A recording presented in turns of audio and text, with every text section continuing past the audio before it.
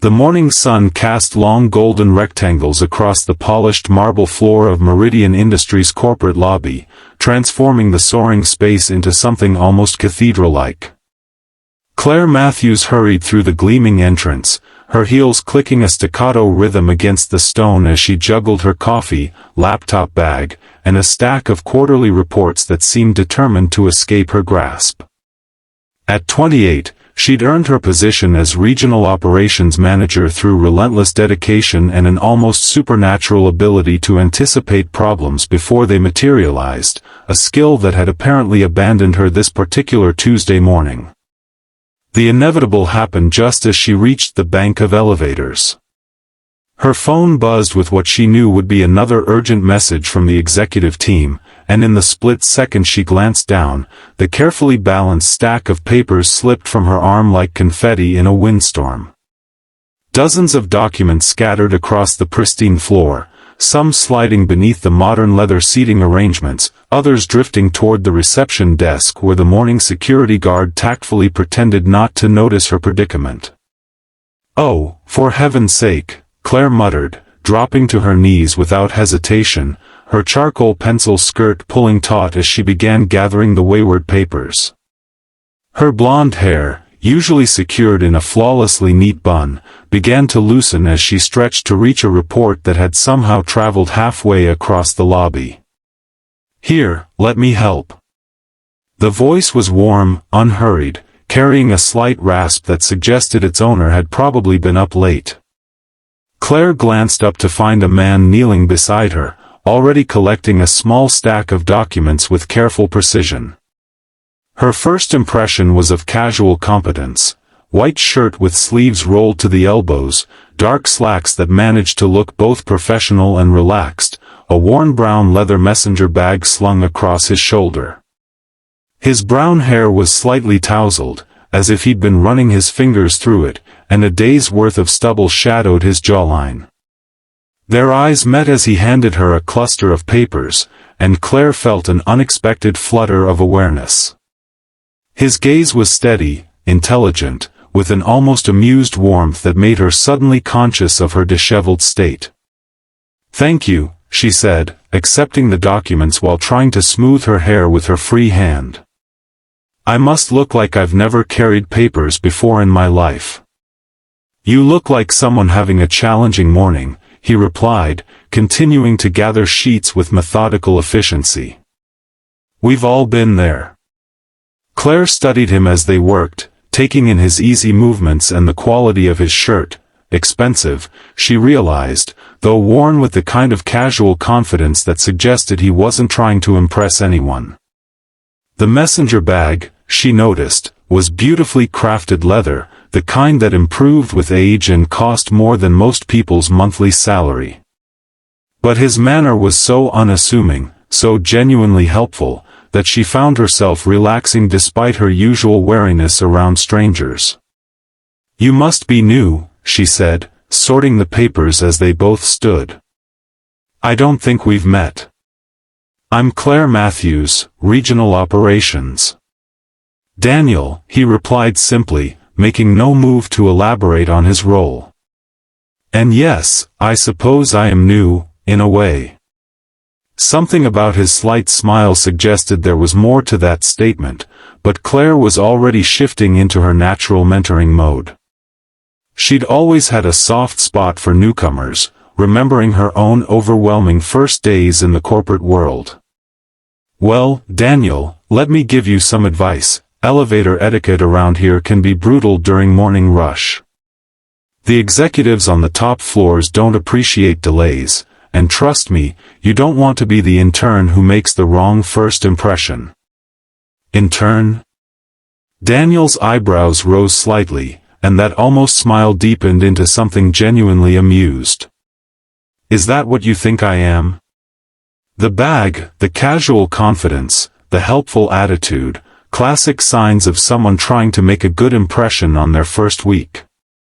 Claire tapped the stack of papers against her palm, straightening them with practiced efficiency. "Don't worry, we were all terrified newcomers once. The key is to observe, ask questions when appropriate, and never, ever get on the elevator with Margaret Winters from legal when she's had her morning coffee. She considers small talk a personal assault. Daniel's laugh was rich and genuine, transforming his entire face. I'll keep that in mind. Any other wisdom for a humble newcomer? Don't let the marble and glass intimidate you. Behind all this corporate polish, most people are just trying to do good work and get home to their families. Well, most people. There are always exceptions. She glanced at her watch and felt the familiar flutter of morning anxiety. Speaking of which, I should run.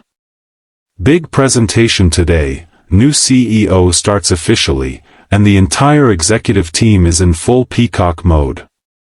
That sounds intense. You have no idea. Months of speculation about who the board selected, and apparently he's some kind of boy genius with an MBA from Wharton and a track record that reads like a fantasy novel. The rumor mill has been working overtime. She paused, studying his face with the same analytical attention she brought to quarterly reports. You know what, though? I hope he turns out to be someone who actually cares about the people who work here, not just the bottom line. We've had enough executives who treat employees like line items in a budget. Something shifted in Daniel's expression, a flicker of surprise, perhaps, or something deeper. What makes you think he might be different? Probably wishful thinking. But I've learned that how someone treats people they think are beneath them tells you everything you need to know about their character.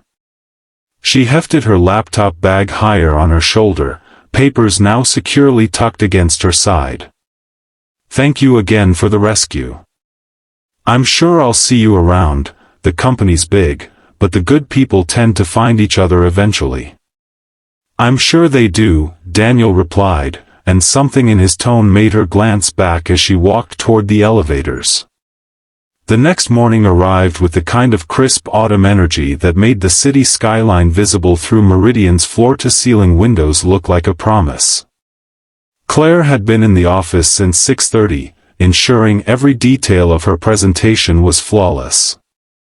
The quarterly operational analysis she'd prepared represented months of research and strategic planning, and she knew it could position her team for significant growth opportunities under the new leadership.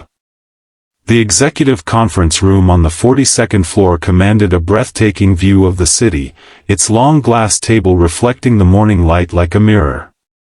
Claire arranged her materials with military precision, noting the tension radiating from her colleagues as they filed in. Senior vice presidents adjusted their ties, directors smoothed their skirts, and everyone maintained the kind of carefully controlled expressions that preceded high-stakes presentations. Remember, whispered Tom Brennan from finance, sliding into the seat beside her, first impressions with new leadership can make or break your trajectory here. Claire nodded, though privately she believed that substance mattered more than theater. She'd built her career on delivering results, not managing perceptions, and she intended to continue that approach regardless of who occupied the corner office. The room fell silent as the conference door opened. Margaret Winters from legal entered first, followed by the chairman of the board, whose expression revealed nothing about what they might expect from their new CEO. Claire straightened in her chair, hands folded calmly on the table, ready to meet whatever corporate titan was about to reshape their professional lives. And then Daniel walked in. Not an intern. Not a newcomer seeking guidance. Daniel, with his rolled sleeves and messenger bag and genuinely kind smile, who had knelt on marble floors to help a stranger collect scattered papers without expecting anything in return.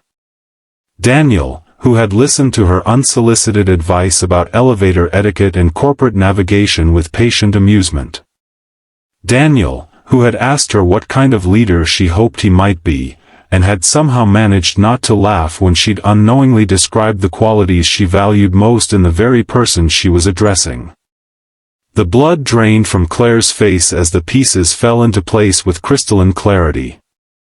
The expensive shirt worn with casual